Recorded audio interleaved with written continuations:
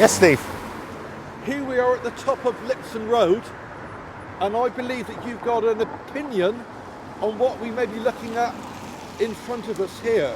Yeah, during all the years I did my research, I've walked this area so many times, looking at maps, changing the actual maps of the Civil War Plymouth.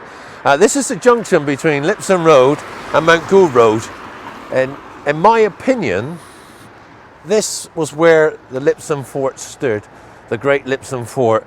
And if you look down here, this is the back. This line here could possibly be the back of the Civil War fort. It's not there now, it's a wall.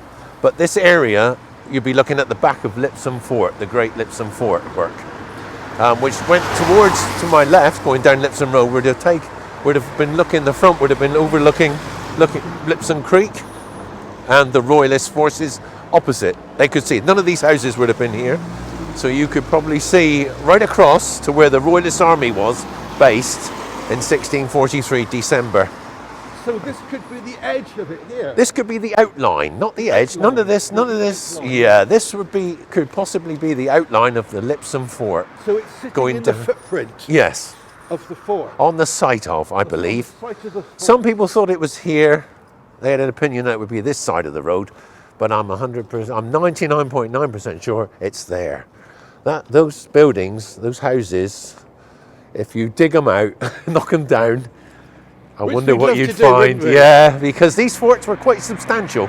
They were earthworks reinforced with wood and stone wherever possible, and they had magazines in them, they had tents in them, they had soldiers living in them. Not many, it's between 60 and 80 soldiers under a captain, armed with artillery, so who knows what is buried in there.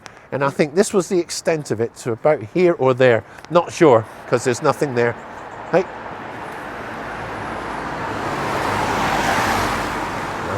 They're trying to cross the road.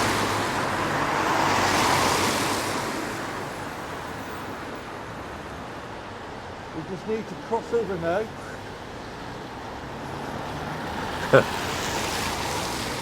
It's safe. Just going over. And we can see why the fort would be here. Yeah, got a perfect view. Yes. That creek, Lipson Creek, separated the two armies. Now, these armies weren't here permanently in the Civil War. Only came to about 3 times in the Civil War. Big armies came to Plymouth.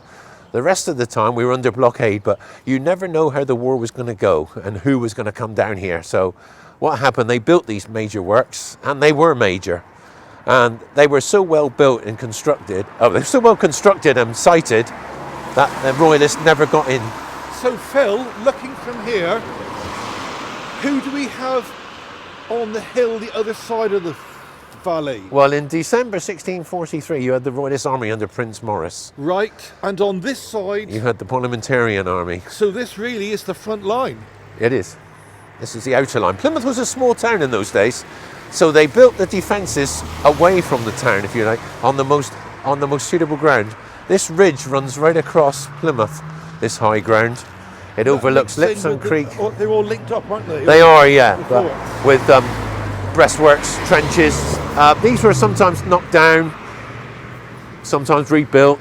There was hedges, high hedges, which were obstructions for any army coming up here. They couldn't have got up here. It's a steep hill. You try walking up here on your own.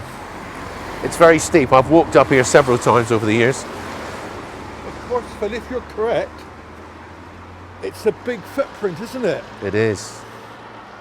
All that, I believe it going right down to that end there. That just behind that blue sign, it went up. That's what I think. So if you came here in 1640, you'd see a big earth bank. Yeah, with soldiers, a few soldiers on top, a couple of cannons on each corner. There is no actual maps or pictures of Plymouth. There's a couple of rough maps, but there's no exact maps. There are in other parts of England, but we seem to have we didn't seem to take much interest in it at the time, and nothing changes. Not many people take a lot of our history. So round about here, yeah, is the edge. Yeah, of the work. I'd say by that wall there, this area. It wasn't quite a big, substantial work. And between here And they're a point where there were a few mini forts, as they called them, fortlets, half moon works. Yeah. Yep, all linked up.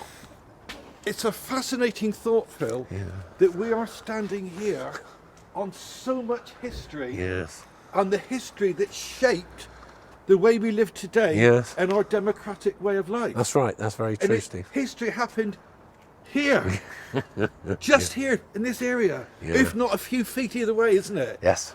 It's funny how these. It is phenomenal. It's funny how you can pick out the size of the forts as well. Yes. By what's And here of today. course here we would then see the fall of the land. Yep. Down the slope here. Well, you can have a wouldn't good view of it we? here. Look. How steep it would be. That's why the Royalists came up further. They attacked. They didn't attack up here. They moved. They were further down. It's too steep to cross here.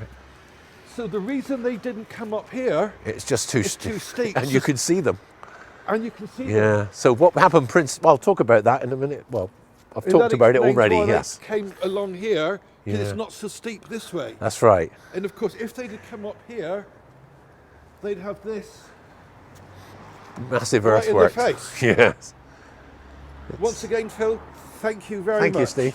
Thank you.